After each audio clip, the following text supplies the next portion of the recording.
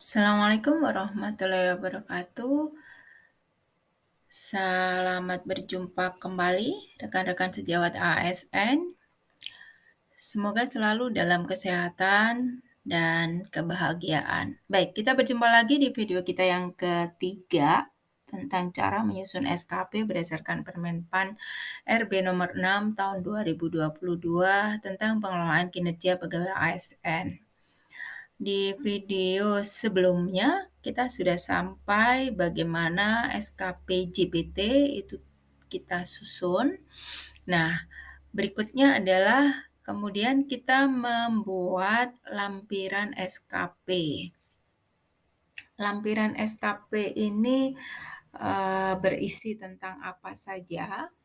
Lampiran SKP ini adalah klarifikasi dari ekspektasi teman-teman sejawat ASN. Yang pertama yaitu tentang sumber daya yang dibutuhkan untuk mendukung rencana hasil kerja atau kinerja yang sudah ditargetkan untuk kita capai.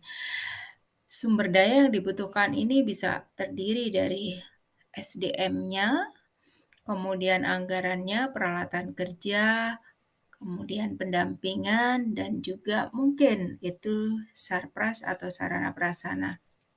Berikutnya, di sini juga tentang skema pertanggungjawaban. Yang dimaksud di sini adalah jadwal pelaporan dan bukti kinerjanya disepakati seperti apa antara teman-teman sejawat ASN dengan pimpinan.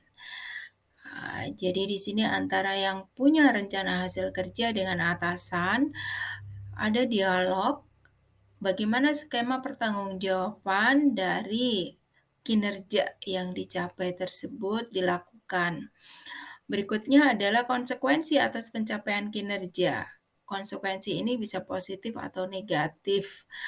Yang dimaksud konsekuensi positif, misalkan jika rencana hasil kerja atau kinerja dapat dicapai di atas ekspektasi, maka kepada pemilik rencana hasil kerja akan diberikan rewards.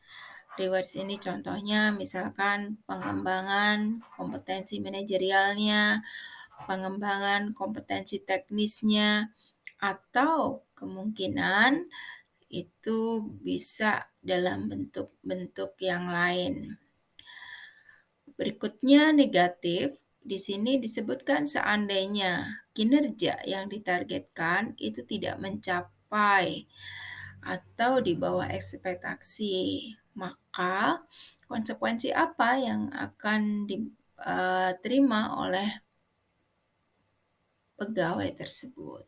Nah, berikutnya di dalam klarifikasi ekspektasi ini seyogyanya juga memperhatikan tetap kepada rencana strategisnya, perjanjian kerja, kemudian organisasinya, rencana kerja pimpinan.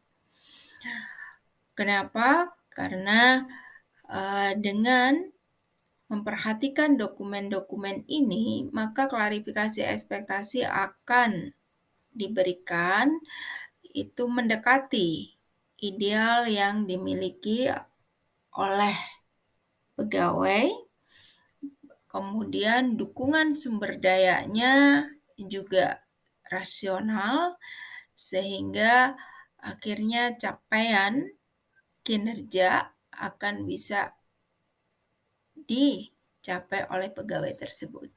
Berikutnya adalah konsekuensi dan pencapaian kinerja. Jika memperhatikan ini juga akan diberikan konsekuensi yang relevan.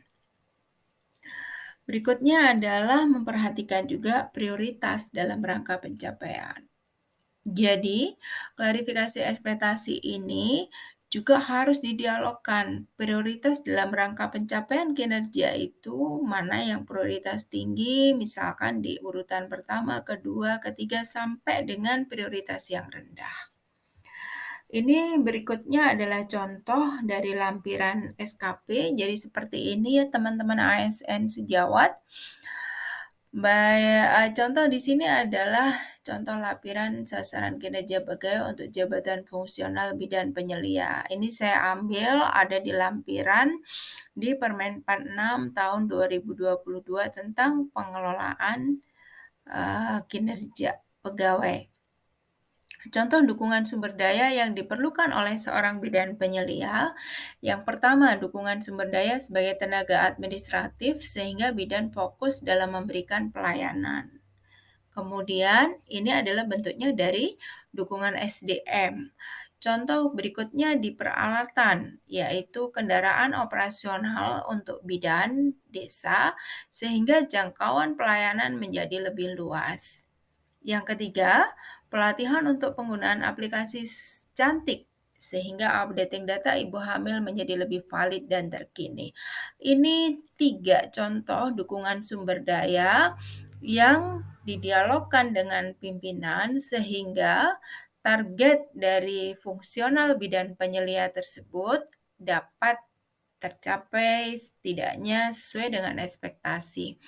Kemudian skema pertanggungjawaban. Contohnya di sini adalah kinerja pelayanan bidan akan direview setiap 2 minggu. Khususnya jika terdapat komplain dari ibu hamil, maka akan direview setiap minggu sampai komplain berkurang. Ya, di sini menggambarkan bagaimana kinerja tersebut dipertanggungjawabkan oleh bidan penyelia. Kemudian, konsekuensi. Yang pertama, bidan yang memberikan pelayanan paling memuaskan berdasarkan hasil survei kepuasan akan ditetapkan sebagai bidan teladan bulanan dan foto yang bersangkutan akan dipajang di front office puskesmas. Kalau kita melihat konsekuensi yang pertama ini bentuknya adalah reward sehingga ini merupakan konsekuensi positif. Berikutnya adalah yang kedua, jika memberikan pelayanan terbaik berdasarkan pengamatan pimpinan akan mendapatkan prioritas untuk pelatihan di tingkat kabupaten atau daerah lain.